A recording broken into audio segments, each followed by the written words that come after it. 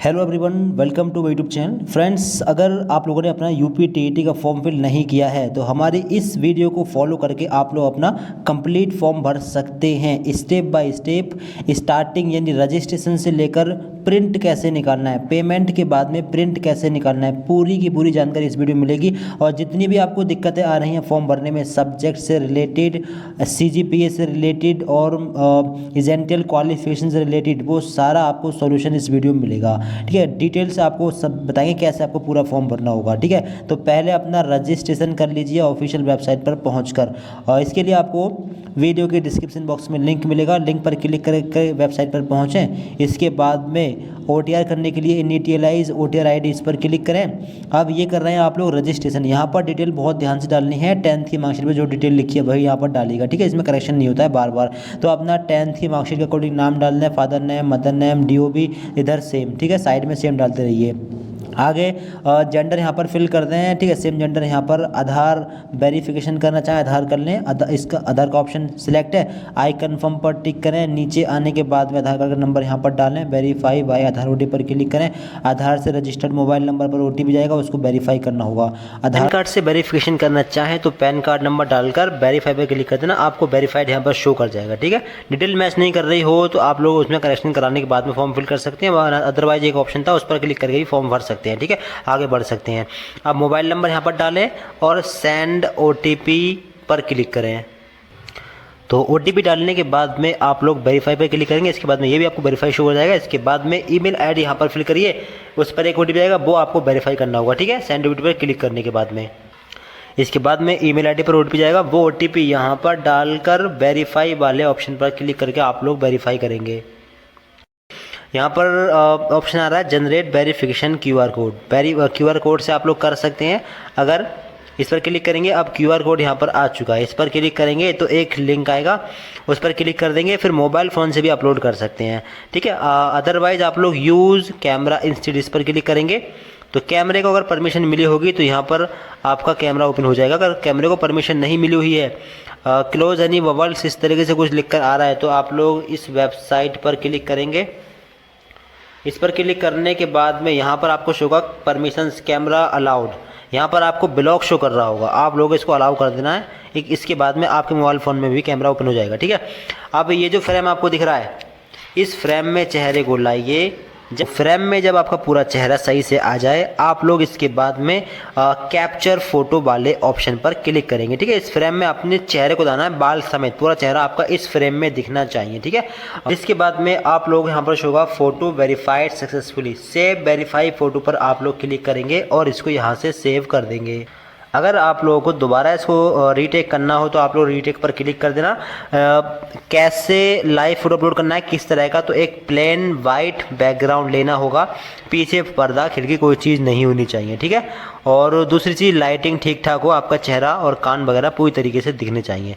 ठीक है, इसका फ़ोटो कैप्चर करने के बाद में सेव वेरीफाई फोटो पर क्लिक कर देगा। दोबारा खींचना हो फोटो तो आप लोग रीटेक पर क्लिक करके दोबारा से खींच सकते हैं। और इसके बाद में आप लोगों को यहाँ पर शो होगा live photo captured and linked successfully. जी हाँ, आप लोगों का लाइव फोटो यहाँ पर कैप्चर हो जाए। कोई दिक्कत आ रही है तो कमेंट बॉक्स में आप लोग बता सकते हैं। वाइट बैकग्राउंड लेना जिसमें सफ़ेद हो। ठीक है, सफ़ेद ठीक रहेगा। ठीक है, चेहरा आपका सही से दिखना चाहिए। ठीक है, आप लोग अपना ही फोटो यहाँ पर कैप्चर करें। कोई अगर गलत अपलोड होगा तो यहाँ पर अपलोड नहीं हो पाएगा। ठीक है, तो सही से अपलोड करिएगा, इस प्रकार से अपलोड कर लें। कोई दिक्कत आ रही है कमेंट बॉक्स में आप लोग बता सकते हैं। और फिर इसके बाद में आप लोगों को नीचे यहाँ पर शो होगा सेट सिक्योरिटी क्रेडेंशियल। अब आप लोगों को पासवर्ड सेट करना है। पासवर्ड में मिनिमम 8 कैरेक्टर होने चाहिए। कैसे बनाएंगे, मान लीजिए आपका नाम राम, तो अपने नाम का पहला लेटर लेंगे कैपिटल। ठीक है, आपका नाम कुछ भी हो, अपने नाम का पहला लेटर लेना कैपिटल, इसके बाद के सारे लेटर ले लें स्मॉल, और इसके बाद में @ ले लें, और इसके बाद में 1 2 3 ले सकते हैं, या फिर अपनी डेट ऑफ बर्थ का ईयर ले सकते हैं, या फिर कुछ भी नंबर्स आप लोग ले सकते हैं। ठीक है, 1 2 नंबर्स। और यही सेम पासवर्ड कन्फर्म पासवर्ड में फिल कर दें। अकाउंट रिकवरी क्वेश्चंस में जाएंगे, यहाँ से कोई एक ऑप्शन सेलेक्ट करेंगे। ठीक है, और इसके बाद में उस ऑप्शन का आंसर यहाँ पर लिखेंगे। जैसे कि अगर आपने सेलेक्ट किया what is your mother's maiden name, तो यहाँ पर अपनी मदर का मेडन नेम डालेंगे। अगर यहाँ पर आपने सेलेक्ट किया what is the name of your first school, तो अपने पहले स्कूल का नाम यहाँ पर फिल करेंगे। ठीक है, आप लोगों को पासवर्ड रिसेट करने में काम आएगी ये चीज़। ठीक है, तो अपने इस चीज़ का ध्यान रखिएगा। ठीक है, इसके बाद में कैप्चा मतलब वेरिफिकेशन कोड जो आपके सामने है उनको ऐड या माइनस जो भी आपके सामने है इसको ऐड करके यहाँ पर डाल देना। इसके बाद में रजिस्टर एंड प्रोसीड पर क्लिक कर देना। और एक बहुत बड़ी चीज़ आप लोग सुन लें, इस डिटेल में करेक्शन नहीं होगा। जी हाँ, जिसमें आपका name, mother name, father name, date of birth, gender, इन चीज़ों में करेक्शन डेट में भी करेक्शन नहीं होगा। इसके लिए अलग से करेक्शन डेट आएगी। तो अगर एक बार चेक कर लें, कोई मिस्टेक आपके name, mother father name, DOB, gender वगैरह में नहीं होनी चाहिए। ठीक है, हर बार ये करेक्शन नहीं हो पाता है, कब कुछ ही टाइम पर करेक्शन डेट आती है बस। ठीक है, तो अपना चेक करने के बाद में proceed and register and proceed next पर क्लिक कर देंगे। इसके बाद में आपका रजिस्ट्रेशन कंप्लीट हो जाएगा। आप लोगों को एक OTR ID मिल जाएगी। ठीक है, ऊपर आपको OTR ID शो हो जाएगी। अब यहाँ पर देख लें, आपका name, mother name, father name, DOB, इनमें कोई करेक्शन नहीं होगा, जेंडर में भी। आगे है आधार लिंक्ड मोबाइल नंबर, आधार कार्ड का नंबर यहाँ पर डालना है, जिससे यहाँ पर मोबाइल नंबर डालना है जो आपके आधार कार्ड से लिंक हो। ठीक है, आधार लिंक्ड मोबाइल नंबर जो आपके आधार कार्ड से लिंक है वही मोबाइल नंबर यहाँ पर डालना। आगे है टेलीफोन नंबर, इसको छोड़ सकते हैं। नेशनलिटी इंडियन सेलेक्ट रहेगी। आगे है मैरिटल स्टेटस, अपना जो भी अपना सेलेक्ट कर लें। आगे मैरिड में जो भी अपना सेलेक्ट कर लें। आगे है प्लेस ऑफ बर्थ, आपका जन्म किस प्लेस में हुआ है, अपना स्टेट सेलेक्ट करें। विजिबल आइडेंटिफिकेशन मार्क यहाँ पर दें। आपकी बॉडी पर कोई जले का कटे का निशान होगा। ठीक है, उसकी जानकारी दे सकते हैं। जले का निशान है तो बर्न मार्क ऑन, जहाँ पर है left hand, shoulder, back, face, जहाँ भी है उसकी जानकारी आप दे सकते हैं। ठीक है, नहीं है तो नो मार्क भी डाल सकते हैं, नो मार्क भी आप फिल कर सकते हैं। ठीक है, आगे कैटेगरी एंड स्पेशल रिजर्वेशन। अब यहाँ पर देख लीजिए रिजर्वेशन कैटेगरी, किस कैटेगरी से आप लोग बिलोंग करते हैं। SC ST OBC जो भी अपनी कैटेगरी सेलेक्ट करें। आगे आएगा creamy layer, non creamy layer. आपके फादर की इनकम अगर 8 लाख से कम है तो आप आते हैं नॉन क्रीमी लेयर में। 8 लाख से ज़्यादा इनकम आपके फादर की है तो फिर आप आते हैं क्रीमी लेयर में। ठीक है, अब यहाँ पर देखें कैटेगरी सर्टिफिकेट नंबर आपको चाहिए होगा किन किन स्टूडेंट्स को, OBC SC ST EWS category. ठीक है, वीडियो को लास्ट तक देखते रहिए, पूरी जानकारी आपको इस वीडियो में मिलने वाली है। ठीक है, यहाँ पर देखें नॉन क्रीमी लेयर, यहाँ पर आपको शो होगा। आगे है सर्टिफिकेट इशू डेट, ये डेट आप लोगों को सर्टिफिकेट पर देखने के लिए मिल जाएगी। आप वहाँ से देखकर यहाँ पर फिल कर देना। ठीक है, ईयर में कितना आ रहा है, तो ईयर में मिनिमम आप कितना ही पुराना लगा सकते हैं, मतलब यहाँ पर कोई लिमिट नहीं है। फिर भी आप 3 साल से ज़्यादा पुराना मत लगाइए। अगर OBC या EWS कैटेगरी से बिलोंग करते हैं तो 3 साल पुराना तक कैटेगरी सर्टिफिकेट यहाँ पर लगा सकते हैं। ठीक है, और SC ST के छात्र 5 साल पुराना तक कैटेगरी सर्टिफिकेट लगा दीजिए, कोई दिक्कत आपको नहीं आएगी। ज़्यादा पुराना है तो हो सकता है कि ऑनलाइन अपडेट ना हो, इससे आपको दिक्कत आ सकती है। ठीक है, फिर में यहाँ पर लिमिट कोई नहीं है, कितना ही पुराना आप लोग यहाँ पर लगा सकते हैं, सिलेक्ट करने का ऑप्शन आ रहा है। आगे है इशूइंग अथॉरिटी, यहाँ पर डालेंगे। इशू अथॉरिटी भी आपको सर्टिफिकेट में देखने के लिए मिल जाएगी, तहसीलदार होगा या फिर जिला मजिस्ट्रेट वगैरह, कहीं पर भी कहीं से आपको आपने बनवाया होगा। आगे है स्टेट ऑफ इशूइंग, किस स्टेट से आपने इशू किया है। यहाँ पर आर यू डिफरेंटली एबल्ड, तो यहाँ पर नो रहने देंगे। अगर आप लोग फिजिकली हैंडीकेप्ड हो तो लगाएंगे यस, वरना नो। स्पेशल रिजर्वेशन अगर इनमें से आती हैं तो लगाएं, वरना नन पर लगाएं। Seeking age relaxation, OBC SC ST वालों को और EWS वालों को यहाँ पर यस करना है। आगे आएगा एज रिलैक्सेशन कैटेगरी, अपनी कैटेगरी यहाँ पर सेलेक्ट करिएगा। ठीक है, जो भी आप कैटेगरी है। इसके बाद में सेव एंड नेक्स्ट पर क्लिक करके इसको सेव कर देंगे। फिर इसके बाद में आपका ये स्टेप सेव होगा, अगला स्टेप खुलेगा। अगला स्टेप है एड्रेस डिटेल्स का, अपना एड्रेस फिल करिए। एड्रेस लाइन 1 अपना फिल करें यहाँ पर, लाइन 2 यहाँ पर फिल करें। लाइन 2 में अपना विलेज टाउन एरिया फिल कर दें। लाइन 3 ऑप्शन है, इसको छोड़ सकते हैं। आगे है स्टेट, किस स्टेट से आप बिलोंग करते हैं, इस ऑप्शन में जाइए, अपना स्टेट सेलेक्ट करिए। आगे जिला, किस ज़िले से आप लोग बिलोंग करते हैं, अपना ज़िला सेलेक्ट करिए। आगे पिन कोड, अपने एरिया का पिन कोड यहाँ पर फिल करिए। आगे आएगा परमानेंट एड्रेस, अगर करेस्पॉन्डेंस और परमानेंट एड्रेस सेम हो तो आप सेम एज परमानेंट इस पर क्लिक कर देंगे और दोनों जगह फिर सेम एड्रेस फिल हो जाएगा। अलग अलग भी फिल कर सकते हैं। इसके बाद में सेव एड्रेस एंड नेक्स्ट पर क्लिक करके सेव कर देंगे। इसके बाद में एकेडमिक क्वालिफिकेशन आपके सामने खुलेगी। यहाँ पर देख लेना, एक और ऑप्शन यहाँ पर ऐड हो चुका है, वर्किंग एज गवर्नमेंट टीचर। शायद इसको लेकर कुछ स्टूडेंट्स कमेंट कर रहे थे। देखिए tick if tick this if you are currently employed as a government teacher. अगर आप ऑलरेडी गवर्नमेंट टीचर हैं तो आप इस बॉक्स पर टिक कर दें। आप लोगों को ट्रेनिंग क्वालिफिकेशन बीएड डीएलएड और ग्रेजुएशन की डिटेल नहीं डालनी होगी। जी हाँ, ये आपके लिए नहीं होगा फिर, यानी आप पहले से गवर्नमेंट टीचर हैं, आपको डिटेल डालने की ज़रूरत नहीं है। आप 10 12 की डिटेल डालें और आपका फॉर्म फिल हो जाएगा। आप यहाँ पर देख पाएंगे अगर आप बॉक्स पर टिक कर रहे हैं तो केवल 2 डिटेल 10 और 12 की यहाँ पर रिक्वायरमेंट है। बाकी जो ऑप्शन बचे ग्रेजुएशन और ट्रेनिंग क्वालिफिकेशन डिटेल आपको नहीं डालनी। अगर आप टीचर नहीं है तो इस बॉक्स पर टिक नहीं करना। नीचे आएंगे, नीचे आने के बाद सबसे पहले आपको यहाँ पर भरनी है 10th की इन्फॉर्मेशन। 10th के बोर्ड का नाम डाल देना, सब्जेक्ट का नाम 1 by 1, ठीक है, passing year, roll number, marksheet number और ग्रेडिंग टाइप, और यहाँ पर मार्क्स ऑफ 10, टोटल मार्क्स और परसेंटेज डाल दें। ठीक है, अगर परसेंटेज आपकी CGPA में आ रही है तो CGPA फिल कर दें, यहाँ पर परसेंटेज अपने आ जाएगी। अब इसके बाद डालना है 12 की इन्फॉर्मेशन। 12 का सेम तरीके से बोर्ड का नाम, सब्जेक्ट 1 by 1 करके 5 की 5 सब्जेक्ट यूपी बोर्ड से हो तो passing year, roll number, marksheet number. Marksheet number कहाँ लिखा होता है इसके लिए हमारे चैनल पर एक प्ले लिस्ट है, उसमें सारी वीडियोज़ हैं। ठीक है, आप जाकर जरूर देखिए, काफ़ी संबंधित वीडियो है UPTET से। आगे ऑप्टेंड मार्क्स डाल दें, टोटल मार्क्स डाल दें। CGPA में अगर दे रखा है ऑप्टेंड मार्क्स तो CGPA को परसेंटेज में कन्वर्ट करें, फिर परसेंटेज से मार्क्स निकाल लें। कैसे करना है पूरे प्रोसेस के लिए अलग से वीडियो बनी हुई है, डेडिकेटेड वीडियो। ठीक है, जाकर जरूर देखिएगा और दिक्कत आ रही है तो। ठीक है, आगे ग्रेजुएशन की इन्फॉर्मेशन भरनी है। ग्रेजुएशन में यूनिवर्सिटी का नाम डालना है, सब्जेक्ट के नाम डालने हैं। सब्जेक्ट कौन सी डालें, देखिए ग्रेजुएशन आपको ये कहता है ग्रेजुएशन आपने कौन से सब्जेक्ट से किया है, तो आप बताते हैं 2 सब्जेक्ट लास्ट ईयर वाली। कौन सी? लास्ट ईयर वाली। तो यहाँ पर आप लास्ट ईयर की 2 मेन सब्जेक्ट के नाम डाल सकते हैं, लेकिन फर्स्ट ईयर और सेकंड ईयर में 3 सब्जेक्ट होती है तो तीनों के नाम भी डाल सकते हैं, कोई भी आपको दिक्कत नहीं आएगी। ठीक है, पासिंग ईयर डाल देना, रोल नंबर डाल देना, मार्कशीट नंबर डाल देना, मार्क्स ऑफ 10, टोटल मार्क्स। अगर ये CGPA में दे रखे हों तो CGPA को परसेंटेज में कन्वर्ट करें, परसेंटेज से मार्क्स निकालें, यहाँ पर डाल दें। कैसे कैसे कन्वर्ट करना है इसकी पूरी वीडियो बनी हुई है डिटेल से। ठीक है, जाकर देख लेना। अगर मार्क्स आपके परसेंटेज में हो तो तीनों साल के मार्क्स जोड़कर डालने हैं टोटल मार्क्स में और मार्क्स ऑफ 10 में। ठीक है, इसके बाद में आएगा क्वालिफिकेशन डिटेल। अब यहाँ पर देखना परस्यूइंग ऑप्शन किन के लिए है, जो 4 ईयर इंटीग्रेटेड कोर्स कर रहे हैं वो लोग अपना क्वालिफिकेशन डिटेल्स में ग्रेजुएशन डिटेल भी वही भरेंगे और ट्रेनिंग क्वालिफिकेशन में BEd DELED की भी डिटेल वही सेम भरेंगे। यानी कि ऐसे छात्र जो BA BEd BSc BEd BLED वगैरह कर रहे हैं वो लोग सेम डिटेल भरेंगे ग्रेजुएशन और ट्रेनिंग क्वालिफिकेशन BEd DELED की। ठीक, अब बात कर लेते हैं ट्रेनिंग क्वालिफिकेशन BEd DELED की इन्फॉर्मेशन की। तो अब पहले बात करते हैं पास वाले छात्र कैसे कैसे क्या भरेंगे। देखिए, पहले तो आप अगर आपने DELED किया है तो अपने बोर्ड का नाम डाल देना। बोर्ड का नाम क्या डालना है, लिखा है वीडियो के डिस्क्रिप्शन बॉक्स में, जाकर देखकर यहाँ पर डाल देना। ठीक है, सब्जेक्ट क्या डालने हैं, DELED पास आउट स्टूडेंट्स को, DELED पास आउट स्टूडेंट्स को सब्जेक्ट अभी दिखाते हैं, और BEd पास आउट स्टूडेंट को सब्जेक्ट क्या डालने हैं, और परस्यूइंग वाले स्टूडेंट्स को सब्जेक्ट क्या डालने हैं अभी आपको दिखाते हैं।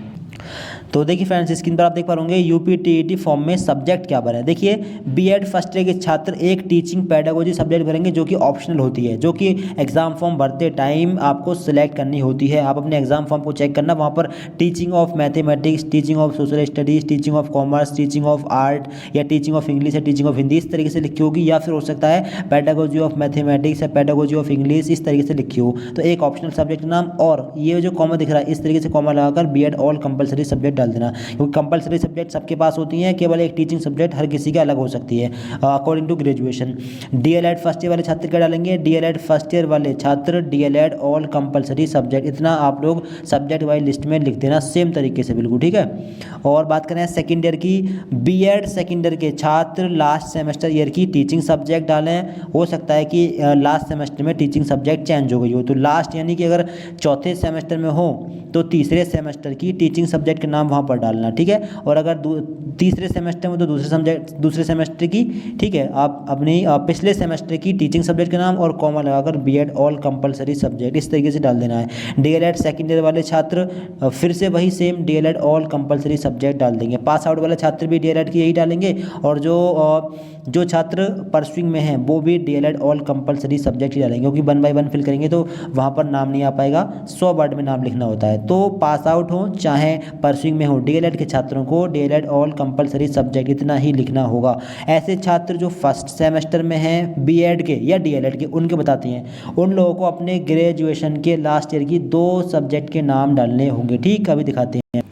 यानी ऐसे छात्र जो बीएड डीएलएड के फर्स्ट सेमेस्टर या फिर फर्स्ट ईयर में हैं, जिनके एक भी सेमेस्टर ईयर के एग्ज़ाम नहीं हुए हैं, सुन लेना ध्यान से, जिनके एक भी सेमेस्टर या ईयर के एग्ज़ाम नहीं हुए हैं, अगर एनुअल पैटर्न पढ़ रहे हैं और आपके फर्स्ट ईयर के एग्ज़ाम नहीं हुए हैं, तो ऐसी कंडीशन में परस्यूइंग पर टिक लगाना। ठीक है, टिक लगाने के बाद में ईयर सेलेक्ट करना फर्स्ट ईयर, और यहाँ पर यूनिवर्सिटी का नाम डाल देना। यहाँ पर ग्रेजुएशन के लास्ट सेमेस्टर की 2 सब्जेक्ट, जो 2 मेन सब्जेक्ट हैं, उनका नाम डाल देना। अगर सेकेंड ईयर में आ गए हैं और पहले सेमेस्टर के एग्ज़ाम हो चुके हैं, तो फिर पहले सेमेस्टर में जो टीचिंग सब्जेक्ट थी बीएड वाले, वो डाल दें एक टीचिंग सब्जेक्ट, और कॉमा लगाकर बीएड ऑल कंपलसरी सब्जेक्ट लिख देना। और डीएलएड वाले छात्र हर हाल में, हर कंडीशन में डीएलएड ऑल कंपलसरी सब्जेक्ट ही लिखेंगे, चाहे वो सेकंड सेमेस्टर में हो, चाहे थर्ड सेमेस्टर में, चाहे फोर्थ सेमेस्टर में। ठीक है, चाहे सेकंड ईयर में हो। और अगर पहले सेमेस्टर में एग्ज़ाम नहीं हुए हैं, तो फिर आप लोग भी, तो फिर डीएलएड वाले छात्र भी ग्रेजुएशन के लास्ट ईयर की 2 सब्जेक्ट के नाम यहाँ पर डाल देना। और दूसरी चीज़, बीएड के ऐसे छात्र जो पास हो चुके हैं, वो सब्जेक्ट में क्या फिल करेंगे। देखिए, BEd pass out students teaching subject का नाम डालेंगे, जो भी टीचिंग सब्जेक्ट आपके पास रही थी। अगर चेंज हो गई थी तो लास्ट सेमेस्टर में कौन सी टीचिंग सब्जेक्ट थी जो कि ग्रेजुएशन से रिलेटेड थी, ठीक है, उस सब्जेक्ट का नाम और कॉमा लगाकर बीएड ऑल कंपलसरी सब्जेक्ट डाल देना। और डीएलएड वाले छात्र डीएलएड ऑल कंपलसरी सब्जेक्ट, इतना आप लोगों को लिख देना है। ठीक, तो आई होप कि आप लोगों का सब्जेक्ट का जो मसला है वो ख़त्म हो गया होगा। बाकी अगर अभी भी सब्जेक्ट से रिलेटेड कोई भी आपको क्वेश्चन, कोई प्रॉब्लम है, आपको कोई क्वेश्चन करना हो, तो आप कमेंट बॉक्स में बता सकते हैं। बाकी आप इंस्टाग्राम या फेसबुक मैसेंजर पर भी बता सकते हैं, वहाँ आपको डिटेल से हम बता देंगे। अभी भी अगर आपको कोई कन्फ्यूजन हो रही हो तो। आगे फर्स्ट ईयर वाले छात्र यूनिवर्सिटी का नाम डाल देना, लास्ट सेमेस्टर सब्जेक्ट, और यहाँ expected passing year. Expected passing year कौन सा डालना है, इसके बारे में डिटेल से बता दिया है हमने। अगर फर्स्ट ईयर में है तो इसी साल 2026 में कंप्लीट करेंगे फर्स्ट ईयर, और 27 में सेकेंड ईयर। और अगर सेकेंड ईयर में है तो इसी साल 2026 में ही कंप्लीट कर लेंगे अपना ईयर। रोल नंबर ऑप्शनल है, मार्कशीट नंबर ऑप्शनल है, छोड़ सकते हैं। डालना चाहें तो अगर किसी भी सेमेस्टर के एग्ज़ाम हो गए हैं तो डाल सकते हैं। जैसे दूसरे सेमेस्टर में है, पहले सेमेस्टर के एग्ज़ाम हो गए हैं, तो पहले सेमेस्टर के मैक्सिमम मार्क्स और मार्क्स स्टूडेंट डाल देना, रोल नंबर डाल देना। ठीक है, मार्कशीट नंबर को छोड़ देना। और सेकेंड ईयर वाले छात्र क्या करेंगे, सेकेंड ईयर वाले छात्र other than first year select करेंगे, इसके बाद में अपनी यूनिवर्सिटी का नाम डालेंगे, डीएलएड वाले अपनी बोर्ड का नाम डालेंगे, और लास्ट सेमेस्टर सब्जेक्ट डालेंगे। ठीक है, लास्ट सेमेस्टर वही जो बीएड वाले जो एक टीचिंग सब्जेक्ट थी पिछले सेमेस्टर में, वो, और कॉमा लगाकर बीएड ऑल कंपलसरी सब्जेक्ट, और डीएलएड सेकेंड ईयर वाले छात्र DElEd all compulsory subject. Expected passing year 2026 ही रहेगा आपका, इसी साल लास्ट तक रिजल्ट आ जाएगा। ठीक है, रोल नंबर यहाँ पर डाल देंगे, मार्कशीट नंबर, मार्कशीट नहीं मिली हो तो NA डाल देना।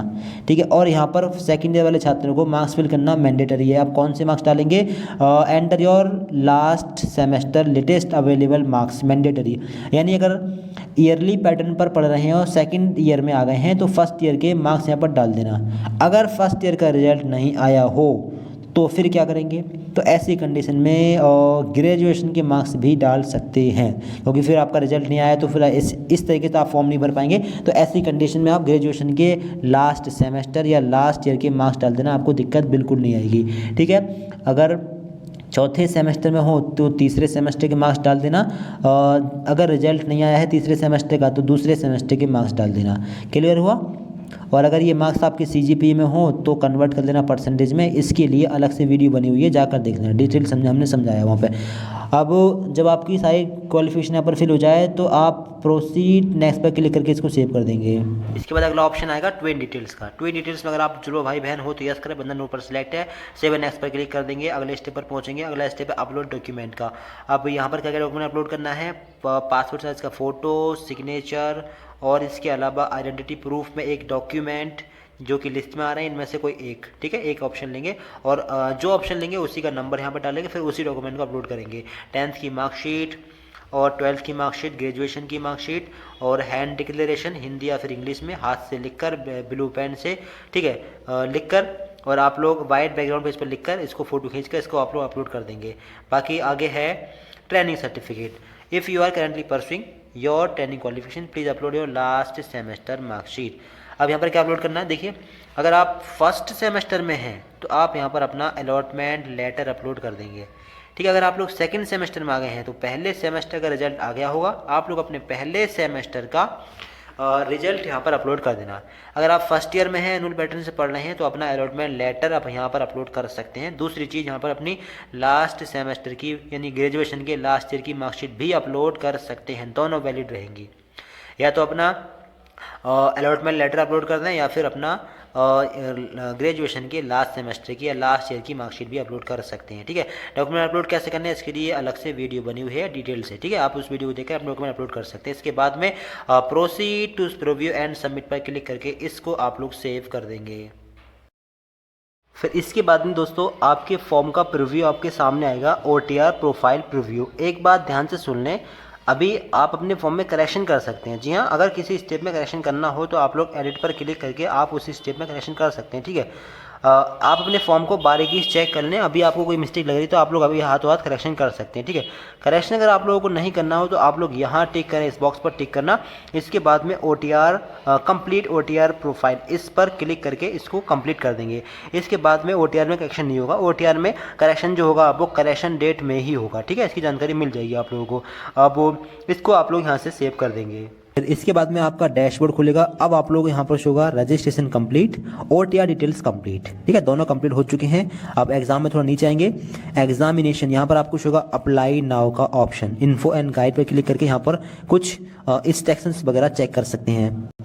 अब अप्लाई करने के लिए आप लोगों को अप्लाई नाउ वाले इस बटन पर क्लिक करना है। इसके बाद आएगा exam preference, select your paper and qualification details.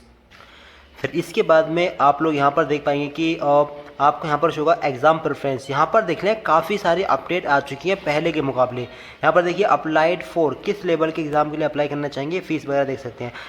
अब यहाँ पर देख लें पेपर 1, अगर आपने DLED किया है तो पेपर 1 के लिए अप्लाई कर पाएंगे, आप पेपर 1 सेलेक्ट कर लें। BEd किया हो तो अपर प्राइमरी 6 to 8 के लिए अप्लाई कर पाएंगे। अगर दोनों डिग्री कर ली हो कंप्लीट, या एक कंप्लीट हो या फिर एक कंप्लीट और एक परसुइंग हो, तो आप बोथ पेपर के लिए अप्लाई कर सकते हैं। ठीक, अपना ऑप्शन सेलेक्ट करिए। पहले 1 to 5 के लिए बताते हैं।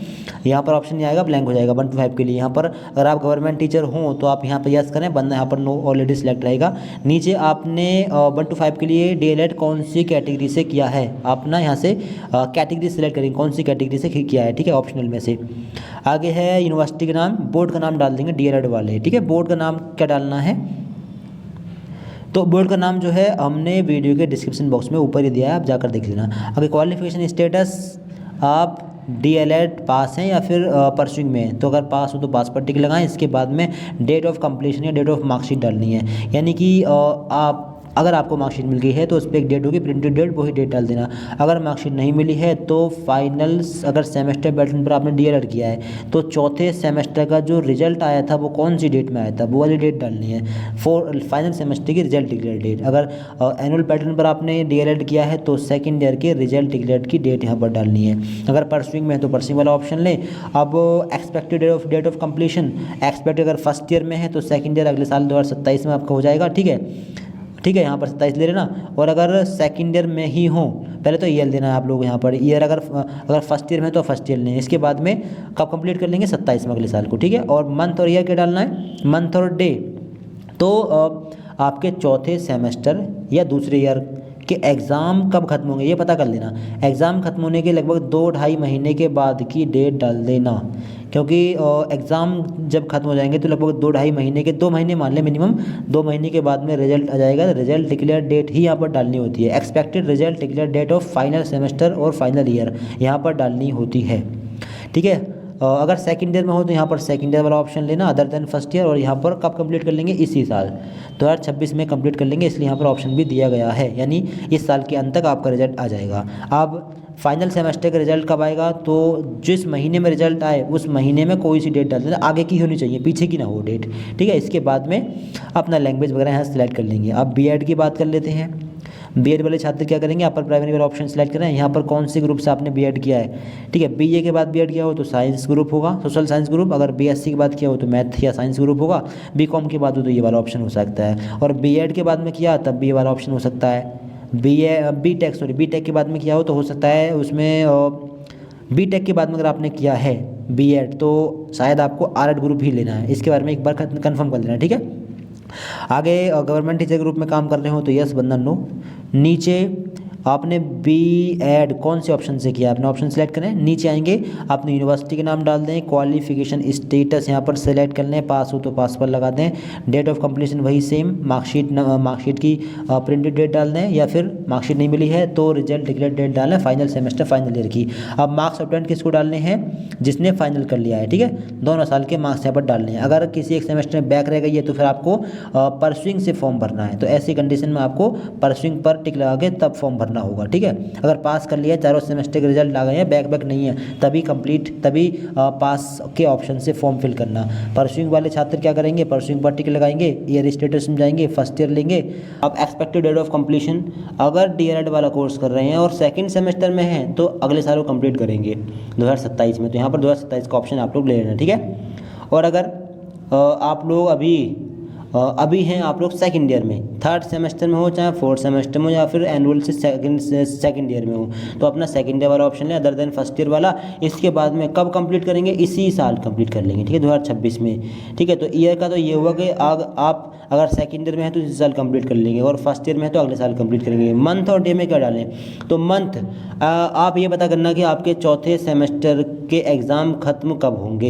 एग्ज़ाम खत्म होने के 2.5 महीने के बाद की कोई भी डेट डाल सकते हैं, 2.25 या 2.5 महीने के बाद, क्योंकि रिजल्ट जो आता है फाइनल सेमेस्टर का वो 2-2.5 महीने के बाद में ही आता है लगभग, ठीक है। तो रिजल्ट डिक्लेयर डेट डालनी होती है यहाँ पर कि कब आपका फाइनल सेमेस्टर या फाइनल ईयर का रिजल्ट डिक्लेयर होगा, तो यहाँ पर एक रिजल्ट डिक्लेयर डेट आप लोग फिल कर देंगे, ठीक है। जो ऐसे आप मान लेना कि आपके चौथे सेमेस्टर के एग्ज़ाम मान लीजिए खत्म हो रहे हैं जून के लास्ट में, ठीक है, जून लास्ट में खत्म हो रहा है आपके चौथे सेमेस्टर या फिर फाइनल ईयर के एग्ज़ाम, तो इसमें 2 महीने ऐड कर लें, जुलाई अगस्त स्किप करें, सितंबर की कोई भी डेट डाल सकते हैं, 15 सितंबर या 10 सितंबर यहाँ पर डाल सकते हैं। क्लियर हुआ, ठीक है। तो अपने आप इस प्रकार से आप लोग डाल देना। आगे है सेकंड लैंग्वेज में आप लोग अपने एक यहाँ से एक लैंग्वेज सेलेक्ट कर लेंगे, इंग्लिश उर्दू जो भी है अपना एक सेलेक्ट करेंगे। इसके बाद में नीचे आने के बाद में सेव एंड नेक्स्ट पे क्लिक करेंगे। अब बात कर लेते हैं B.Ed की। B.Ed वाले छात्र कैसे भरेंगे, ठीक है।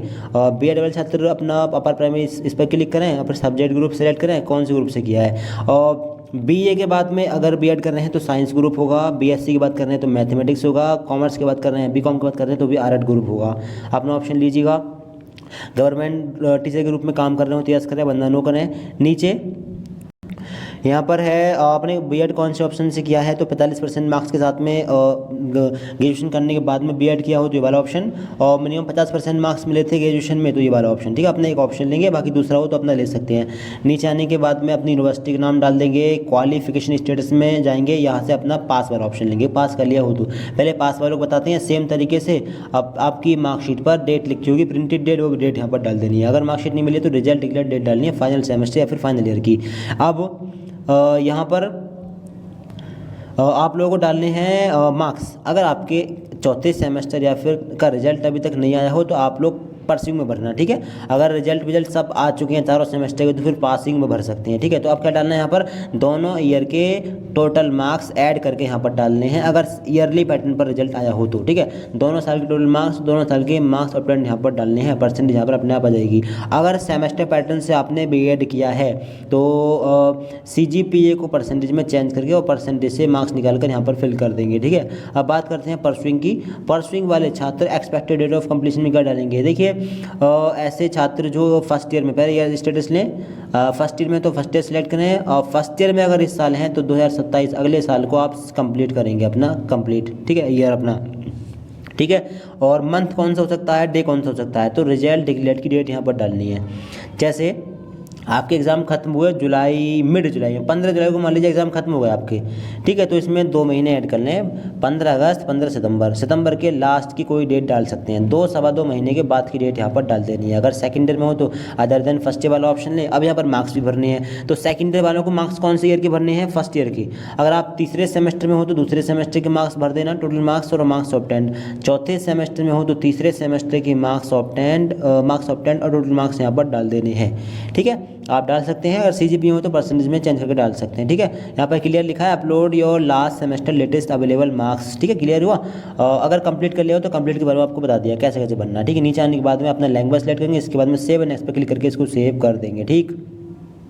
अब ये हुआ बीएड वालों के लिए। अब एक और बात कर लेते हैं बोथ पेपर के लिए कैसे अप्लाई करना है। देखिए सारी जानकारी मिलेगी आपको इसी वीडियो में, ठीक है। बोथ पेपर वाले छात्र यहाँ पर बोथ सेलेक्ट करना है। फिर यहाँ पर जो ऑप्शन आएगा वो आएगा बीएड के लिए। बीएड आपने कौन से ग्रुप से किया है तो बीएड का ग्रुप सेलेक्ट करना, ठीक है। नीचे गवर्नमेंट टीचर ग्रुप में काम किया हो तो यहाँ पर यस करना, वरना नो रहने देना।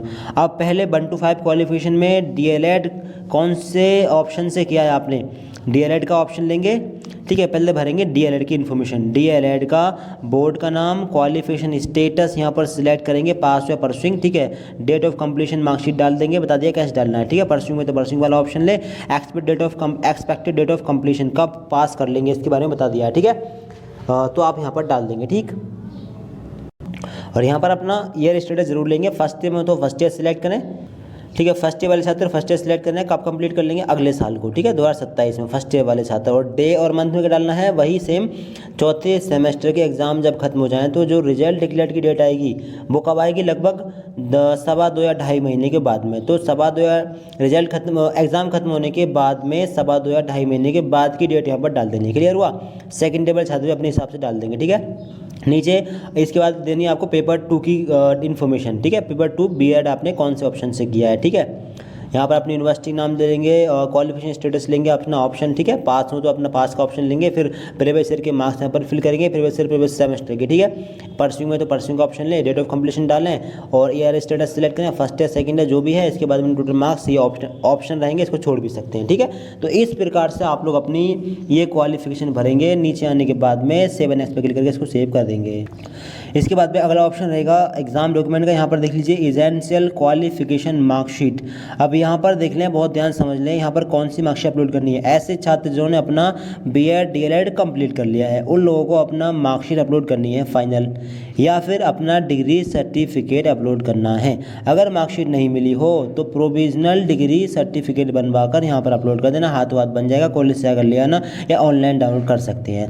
अब ऐसे छात्र जो अपीयरिंग में फॉर्म भर रहे हैं, जिन्होंने अपना बीएड डीएलएड कंप्लीट नहीं किया है, वो स्टूडेंट्स क्या करेंगे, वो यहाँ पर लगाएंगे अपने पिछले सेमेस्टर की मार्कशीट। अब हम यहाँ पर जो भर रहे हैं वो पासिंग के साथ में भर रहे हैं, तो यहाँ पर हमारे सामने ये ऑप्शन आ रहा है। अगर आप लोग अपीयरिंग वाला भर रहे होंगे तो आपके सामने क्या होगा, upload your last semester available marksheet. तो आप अगर तीसरे सेमेस्टर में हो तो दूसरे सेमेस्टर की मार्कशीट इंटरनेट वाली यहाँ पर लगा देनी है। अगर दूसरे सेमेस्टर की मार्कशीट नहीं आई है तो पहले सेमेस्टर की लगा देनी है, ठीक है। अगर आप चौथे सेमेस्टर में हो तो तीसरे सेमेस्टर की मार्कशीट यहाँ पर अपलोड कर देना। तीसरे सेमेस्टर की मार्कशीट नहीं आई हो तो दूसरे सेमेस्टर की अपलोड कर देना, ठीक है। तीसरे सेमेस्टर में बैक हो और रिजल्ट आ चुका है तो बैक वाली ही लगा देना, कोई दिक्कत नहीं है, ठीक है। बस आपको दिखाना है कि आप स्टूडेंट्स हैं, ठीक है, और आप कौन सेमेस्टर के स्टूडेंट्स ये आपको दिखाना है। लेटेस्ट वाली ही लगानी है जहाँ तक हो सके पॉसिबल, ठीक है। और बाकी डीएलएड बीएड वाले छात्र अगर जो एनुअल पैटर्न से पढ़ रहे हैं, अगर सेकेंड ईयर में हो तो फर्स्ट ईयर वाली मार्कशीट लगाएं, और अगर फर्स्ट ईयर में हैं और एग्ज़ाम नहीं हुए हैं तो क्या करेंगे, लास्ट सेमेस्टर की मार्कशीट यानी ग्रेजुएशन के लास्ट ईयर या लास्ट सेमेस्टर की मार्कशीट यहाँ पर अपलोड करनी होगी। साइज़ वगैरह देख लेना। कैसे डॉक्यूमेंट अपलोड कैसे करने हैं इसकी भी वीडियो बनी हुई है हमारे चैनल पर, एक प्लेलिस्ट बनी हुई है, उसमें सारी वीडियो ऐड हैं, आप कोई वीडियो जाकर देख सकते हैं। सारी वीडियो बहुत इंपॉर्टेंट है, ठीक है। यहाँ पर अपना कर देना, ठीक है। इसके बाद में प्रोसीड टू प्रीव्यू पर क्लिक करके इसको सेव कर सकते हैं। तो इन्फॉर्मेशन डालने के बाद में preview and proceed to preview पर आप लोग क्लिक कर दें और फिर इसके बाद में आपके फॉर्म का प्रीव्यू आपको शो होगा, इसको चेक कर लें। नीचे आने के बाद में I agree to above declaration, इस बॉक्स पर आपको टिक करना है। इसके बाद में confirm and proceed to payment पर क्लिक करके इसको कंफर्म सेव कर देना और इसके बाद में इसका पेमेंट आप लोगों को कर देना है। तो यहाँ पर आप लोगों को कंफर्म एंड पे फी इस तरीके से कुछ करके आ रहा होगा, आपको इस पर क्लिक कर देना है, ठीक है। बाकी अगर आपने एक बार क्लिक कर दिया था तो अब आपको शो हो रहा होगा प्रोसीड टू पेमेंट गेटवे, ठीक है। तो आप लोग क्लिक कर देना। इसके बाद में आपके सामने ऐसा स्टेप खुलेगा, आपके अप्लाइड फॉर पेपर वगैरह आपको शो हो रहे होंगे और एप्लीकेशन स्टेटस में आपको अभी पेंडिंग शो करेगा जब तक आप लोग फीस पे नहीं करेंगे, ठीक है। तो नीचे आएंगे, नीचे आने के बाद में यहाँ पर आपको शो होगा पे नाउ बाय आईसीआईसीआई बैंक, ठीक है। इस पर यानी आप आईसीआई का ऑप्शन ले सकते हैं, बाकी एसबीआई का ऑप्शन भी ले सकते हैं, ठीक है। कोई भी एक ऑप्शन ले लेंगे, दोनों ऑप्शन में आपको यूपीआई का ऑप्शन देखने के लिए मिल जाएगा, यानी फोन पे, जीपे और पेटीएम वगैरह दोनों में आपको देखने के लिए मिल जाएंगे। इस पर क्लिक करेंगे। इसके बाद थोड़ा नीचे आएंगे, नीचे आने के बाद में आपको शो होगा यूपीआई का ये ऑप्शन, इस पर क्लिक करना और फिर इसके बाद में आपका पेमेंट, आपका mobile number, email ID show होगी। ठीक है, थोड़ा नीचे आएंगे। नीचे आने के बाद में 3 ऑप्शन है पेमेंट करने के। पेमेंट कैसे कैसे कर सकते हैं? यूपीआई आईडी से कर सकते हैं। यूपीआई आईडी से करना हो तो यूपीआई आईडी यहाँ पर डालना, वेरीफाई पर क्लिक करना, वेरीफाई होगी, इसके बाद डायरेक्ट पेमेंट कर सकते हैं। दूसरा ऑप्शन है क्यूआर कोड का और तीसरा ऑप्शन है यूपीआई ऐप का। ठीक है, तीनों में से किसी भी तरीके से पेमेंट कर सकते हैं। क्यूआर कोड से करना हो तो इस पर क्लिक करें, इसके बाद में प्रोसीड नाउ वाले इस ऑप्शन पर क्लिक करें और फिर इसके बाद में आपके सामने क्यूआर कोड ओपन होगा। अब इसका स्क्रीनशॉट ले लें, ऐसे भी कर सकते हैं, स्क्रीनशॉट लें। फिर इसके बाद में अपने फ़ोन पे, जी पे, जो भी यूज़ कर रहे हैं उसको ओपन करें और जो स्कैनर जो आता है वहाँ पर स्कैनर में स्कैन करें। इसके बाद में एक लिंक आएगा, उस लिंक पर पेमेंट कर दें। ठीक है, 5 मिनट का यहाँ पर टाइम मिलेगा आपको। और दूसरा, अगर आप लोग यूपीआई ऐप से करना चाहें डायरेक्ट, इस पर क्लिक करना, इसके बाद में प्रोसीड नाउ वाले ऑप्शन पर क्लिक करना, इसके बाद में ओके पर क्लिक करना। इसके बाद जितने भी ऐप आप इस्तेमाल कर रहे हैं वो आपके सामने ओपन हो जाएंगे। अब यहाँ से कोई भी एक ऐप को ओपन कर लेंगे। हम अपना जो पेमेंट कर रहे हैं वो हम इसी थ्रू करते हैं। ठीक है, अब आपके सामने यहाँ पर पेमेंट डालने के लिए मतलब पेमेंट शो होगा, पे पर क्लिक करेंगे। अब यहाँ पर अपना पिन डाल दीजिए और पेमेंट कर दीजिए। ठीक है, इसके बाद सीधे आपको उस वाले पेज पर पहुँचाना है, उस वाले पेज को काटना नहीं है। फिर चीज़, अगर आप लोग फ़ोन पे से स्कैनर के द्वारा करना चाह रहे हैं तो ये जो आपको स्कैनर दिख रहा है इस पर क्लिक करना, इसके बाद में अपलोड क्यूआर पर क्लिक करना, इसके बाद में जो स्क्रीनशॉट आप लोगों ने खींचा था उस पर क्लिक करना, डन पर क्लिक करना। इसके बाद में अपने आप यहाँ पर प्रोसीड टू मतलब वो शो होगा, वेबसाइट शो होगी, साइट एक तरीके से। और इसके बाद में प्रोसीड टू पे पर क्लिक करना, इसके बाद में पे पर क्लिक करना और यहाँ पर अपना पिन डालकर पेमेंट करना। सीधे उस वाले पेज पर पेमेंट करते ही सीधे उस वाले पेज पर पहुँच जाएँ। इसके बाद में आपको होगा पेमेंट सक्सेसफुल, सीधे आप लोग उस वाले पेज पर पहुंच जाएंगे। और यहाँ पर देख लें, इस पेज को काटना नहीं है, अपने आप यहाँ पर रिफ्रेश होगा और पेमेंट सक्सेसफुल आपको शो हो जाएगा। इसके बाद में आप लोग यहाँ पर शो होगा payment successful, your UPTET 2026 application fee has been received, your application is now complete. इस तरीके से पेमेंट करेंगे तो कभी पेमेंट नहीं फंसेगा। पेमेंट जब हो जाए सीधे इस वाले पेज पर पहुँच जाए, इस पेज को कट नहीं करें, अपने आप पेमेंट सक्सेसफुल होगा और इस तरीके से आपको शो हो जाएगा। प्रिंट निकालना चाहें इस पर क्लिक करें। अगर फंस गया है तो सॉल्यूशन भी बताएंगे, आगे देखते रहिए। इसका अगर आप लोग प्रिंट सेव करना चाहें तो आप इसका जो रिसीट है पेमेंट की वो भी सेव कर सकते हैं। ठीक है, इसको आप सेव कर सकते हैं। फिर इसके बाद में आप लोग go to dashboard, view application वाले ऑप्शन पर क्लिक करके डैशबोर्ड पर पहुंच जाएंगे। अपने फॉर्म को लॉगिन कर लें। अब अगर आपका पेमेंट हो गया और पेमेंट सक्सेसफुल आपको शो नहीं हुआ तो आप क्या करेंगे? ऐसी कंडीशन में आपको क्या करना है? इसके लिए आप लोग यहाँ पर देखिए यहाँ पर इन्होंने क्लियर लिखा है कि if you have already completed the payment but it is not reflecting in your application status, please wait for 2-3 days business days for the system to update. यानी अगर आपका पेमेंट हो गया और यहाँ पर पेंडिंग शो कर रहा है तो ऐसी कंडीशन में 2 या 3 दिन का वेट करना है। 2 या 3 दिन के बाद में या तो पेमेंट सक्सेस पेड यहाँ पर शो हो जाएगा या फिर आपका पेमेंट आपके अकाउंट में वापस आ जाएगा। दोनों नीचे आएंगे, ये रहा आपका माय एप्लीकेशन का टैब। यहीं पर आपको सारा कुछ शो देखने के लिए मिलेगा। यहाँ पर आप देख पा रहे एक्शन के नीचे प्रिंट का ये जो ऑप्शन है, यहाँ से आप लोग अपना फॉर्म प्रिंट करेंगे। इस पर क्लिक करेंगे तो इस पर जब आप लोग क्लिक करेंगे तो आपके फॉर्म का जो प्रिंट आउट है, PDF है, आपके सामने शो होगा। ठीक है, ये रहा आपके फॉर्म का प्रिंट आउट। अब इसको मोबाइल फ़ोन में सेव करने के लिए या फिर प्रिंट निकालने के लिए आपको प्रिंट एप्लीकेशन वाले इस ऑप्शन पर क्लिक करना है। ठीक है, इस पर जब आप लोग क्लिक करेंगे तो आपका फॉर्म आपके सामने इस प्रकार से शो हो जाएगा। 3 पेज आपको यहाँ पर शो होंगे। इसके बाद में आप लोग ये जो आपको PDF का स्थान दिख रहा है इस पर क्लिक कर दें और इसके बाद में सेव पर क्लिक कर दें। आपके मोबाइल फ़ोन में PDF सेव हो जाएगी। प्रिंट आउट निकालना चाह रहे हो तो आपके पास प्रिंटर होना चाहिए, डायरेक्ट यहाँ से प्रिंट भी कर सकते हैं। ठीक है, तो प्रिंट आउट आप लोग इस प्रकार से निकाल दें। अगर आप लोग अपने फीस रिसीट का प्रिंट निकालना चाह रहे हैं तो आप इस पर क्लिक करें, रिसीट पर। इस पर क्लिक करने के बाद में इसका भी प्रिंट आउट यहाँ से निकाल सकते हैं, PDF पर सेव करके अपने मोबाइल फ़ोन में PDF ही सेव करके रख सकते हैं। ठीक है, तो अपने फॉर्म का फाइनल प्रिंट आफ्टर पेमेंट आप लोग निकाल लें। यहाँ पर आपको पेड शो होना चाहिए, तभी आपका पेमेंट कंप्लीट माना जाएगा। ठीक है, और यहाँ पर कंप्लीटली स्टेटस में शो होना चाहिए। ठीक है, और यहाँ पर आपको प्रिंट का ऑप्शन दिख जाएगा इसके बाद में। तो अपना प्रिंट आउट ऐसे निकालने, कोई भी दिक्कत आ रही है कमेंट बॉक्स में आप लोग हमसे बता सकते हैं, ठीक है। अपने फ्रेंड्स को वीडियो शेयर कर देना। अगर कोई गलती आपके फॉर्म में हुई है तो करेक्शन भी आप कर पाएंगे, ठीक है। करेक्शन कैसे करना होगा, करेक्शन की पूरी जानकारी आपको मिलेगी। अपने फ्रेंड्स को वीडियो शेयर कर देना, चैनल सब्सक्राइब कर देना ताकि आपको करेक्शन वगैरह और आगे एडमिट कार्ड, एग्जाम डेट वगैरह की भी पूरी जानकारी मिल जाए। Thanks for watching this video.